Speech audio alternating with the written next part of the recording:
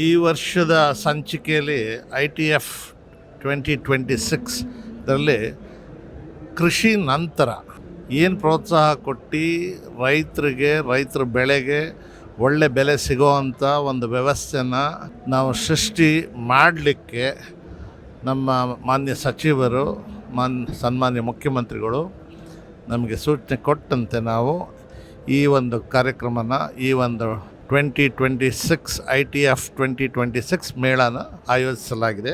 ಇದರಲ್ಲಿ ನಾವು ಆಹಾರ ಸಂಸ್ಕರಣೆ ಮಾಡೋದ್ರಿಂದಾಗಿ ರೈತರ ಬೆಳೆಗಳಿಗೆ ಒಳ್ಳೆ ಬೆಲೆ ಸಿಗುವಂಥ ಒಂದು ವ್ಯವಸ್ಥೆನ ಕ್ರಿಯೇಟ್ ಮಾಡಿದ್ದೀವಿ.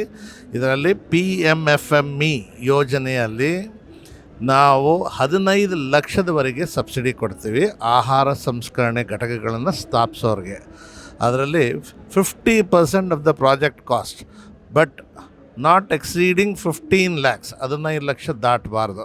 ಆ ಮಟ್ಟಕ್ಕೆ ನಾವು ಉತ್ತೇಜನ ಕೊಟ್ಟು ಇದುವರೆಗೆ 8,500 ಆಹಾರ ಸಂಸ್ಕರಣಾ ಘಟಕಗಳನ್ನು ಸ್ಥಾಪನೆ ಮಾಡಲಿಕ್ಕೆ ಕ್ಯಾಪೆಕ್ಸ್ ಸಂಸ್ಥೆ ಮುಂದಾಗಿದೆ. ಪ್ರೋಗ್ರಾಮು ಮುಂದಿನ ವರ್ಷವೂ ಕಂಟಿನ್ಯೂ ಆಗ್ತಾಯಿದೆ.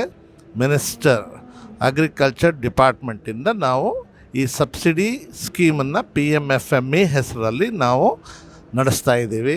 ಮಕ್ಕಳಿಗೆ, ಹೆಣ್ಮಕ್ಳು, ಗಂಡು ಮಕ್ಕಳು, ವಯಸ್ಸಾದವರು ಎಲ್ಲರಿಗೂ ಸೇರಿ ಒಂದು ನೌಕರಿ ಸೃಷ್ಟಿಯಾಗಿದೆ. ಅವ್ರಿಗೆ ಒಂದು ಲಾಭದಾಯಕ ದಾರಿದೀಪ ಆಗಿದೆ PMFME ಯೋಜನೆ. ಇದರಿಂದಾಗಿ ಎಲ್ಲರೂ ಇದನ್ನು ಬಳಸ್ಕೋಬೇಕು ಅಂತ ನನ್ನ ಮನವಿ. Thank you.